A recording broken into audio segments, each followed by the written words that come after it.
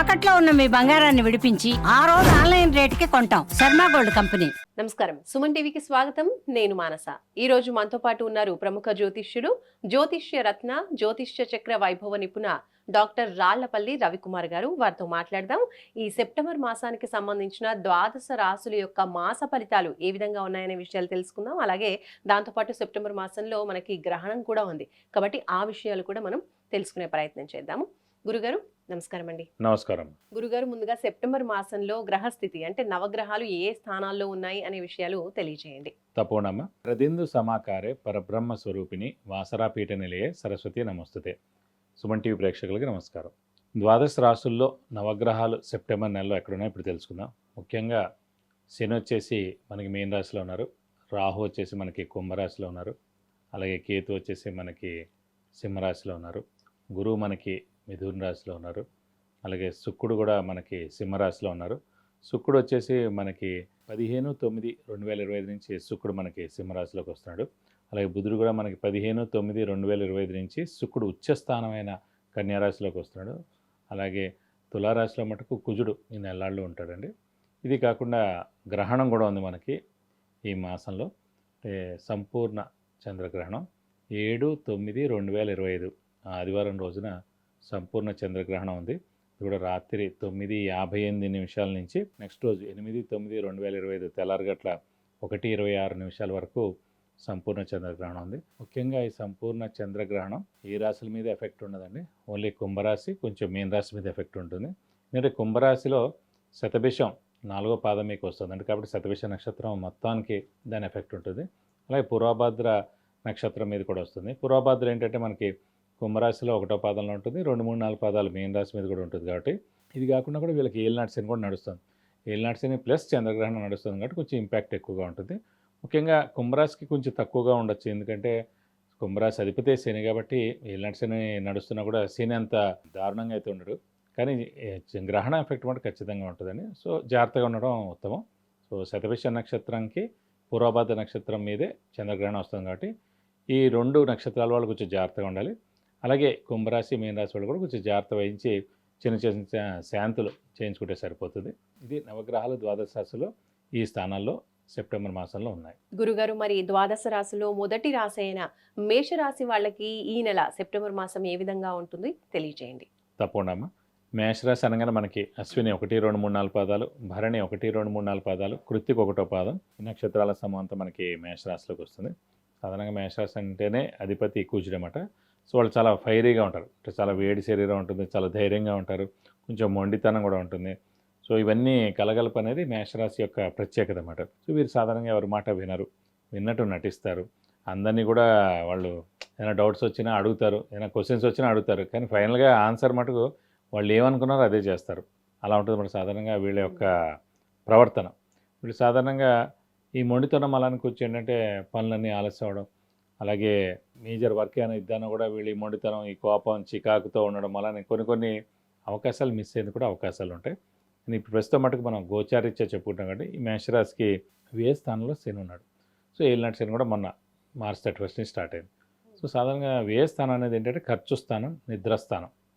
So మనకి ఏంటంటే ఎవరు ఎంత సంపాదించినా కూడా ఫైనల్గా బ్యాలెన్స్ షీట్ వేసుకున్నప్పుడు లయబిలిటీ ఎంత ఉంది, అసెట్ ఎంత ఉంది అని చూసుకుంటాం. సో 11 స్థానాలు మంచివే, 12వ స్థానం ఇంకా చాలా మంచిది. ఎందుకంటే ఫైనల్గా మీరు ఎంత సంపాదించారు అనేది కాదు, ఎంత దాచారు అనేది, ఎంత ఖర్చు చేయకుండా జాగ్రత్తగా పొదుపు చేశారనేది, సరైన ఖర్చులు చేశారనేది ఇంపార్టెంట్. కాబట్టి ఈ వ్యయ స్థానం అనేది మన లగ్నం నుంచి సాధారణంగా చూస్తాం. లగ్నం నుంచి వ్యయ స్థానం చూసినప్పుడు శుభగ్రహాలైన చంద్రుడు, బుధుడు, గురువు, శుక్రుడు ఉన్నారనుకోండి, అంటే శుభాలకు ఎక్కువ ఖర్చు పెడతారు.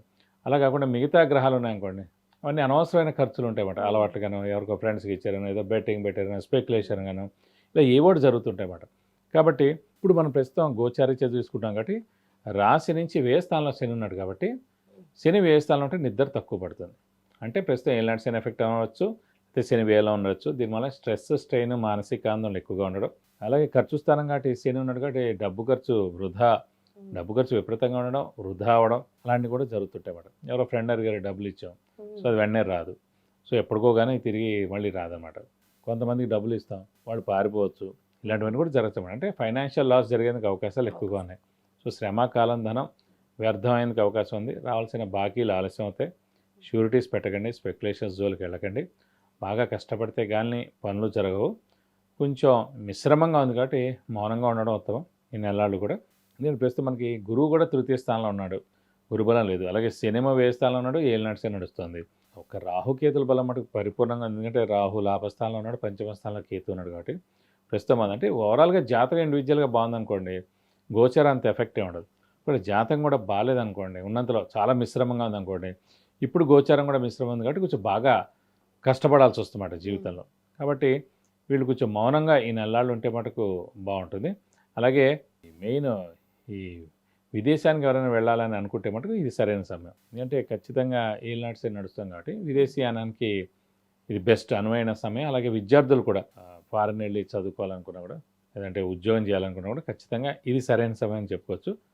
కాబట్టి వీరు ముఖ్యంగా కొంచెం జాగ్రత్తగా మౌనంగా ఉంటే బెస్ట్. ఎందుకంటే మేషరాశి అధిపతి కుజుడు, శనికి కుజుడికి అస్సలు పడదన్నమాట.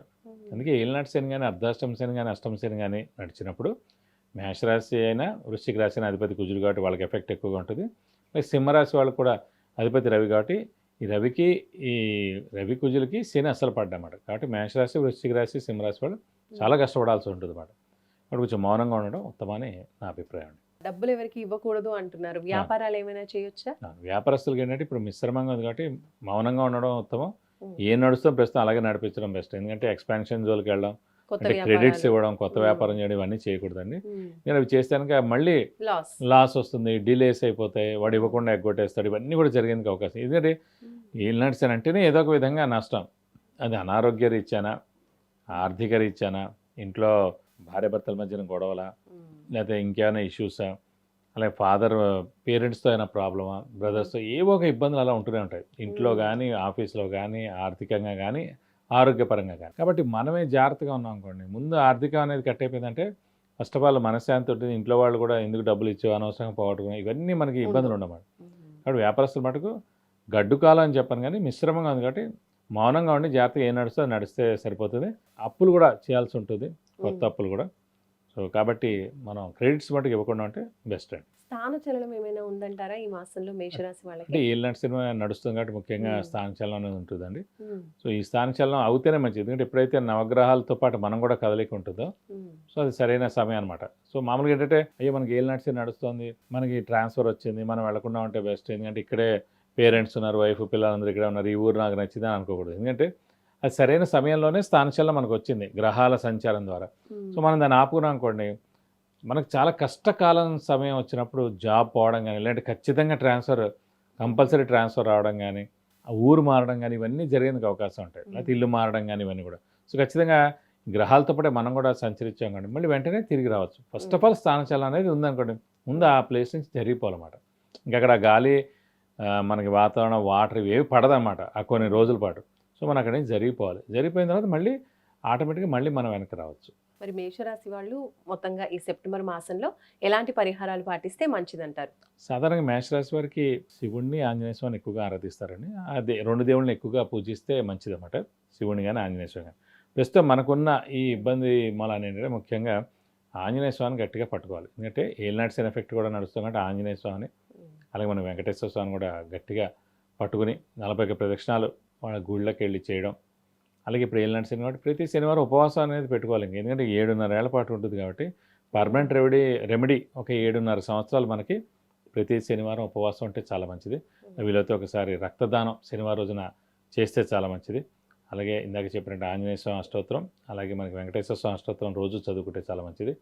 బుధవారం వెంకటేశ్వర స్వామి గుడికి వెళ్ళి 41 ప్రదక్షిణాలు, అలాగే శనివారం వచ్చేసి ఆంజనేయ స్వామి చుట్టూ 41 ప్రదక్షిణాలు చేస్తే ఈ దోషాలన్నీ తగ్గి అన్ని విధాలా మీకు బాగుంటుందండి. విద్య, ఉద్యోగం, వ్యాపారం, వివాహం, సంతానం, ఆరోగ్యం, అలాగే విదేశీయానం, గృహయోగం, వాహన యోగం, ఇలా ఏ విషయంలోనైనా మీరు గురువుగారి నుంచి సలహాలు తీసుకోవాలి అనుకుంటే స్క్రీన్ పైన కనిపించే నెంబర్స్కి కాల్ చేసి పర్సనల్ అపాయింట్మెంట్ తీసుకోవచ్చు. ధన్యవాదాలు గురుగారు. నమస్కారం. నమస్కారం. చూసారు కదండి, ఇది మేషరాశికి సంబంధించిన సెప్టెంబర్ మాస ఫలితాలు, అలాగే పాటించవలసిన పరిహారాలు. చూస్తూనే ఉండండి సుమన్ టీవీ. నమస్కారం.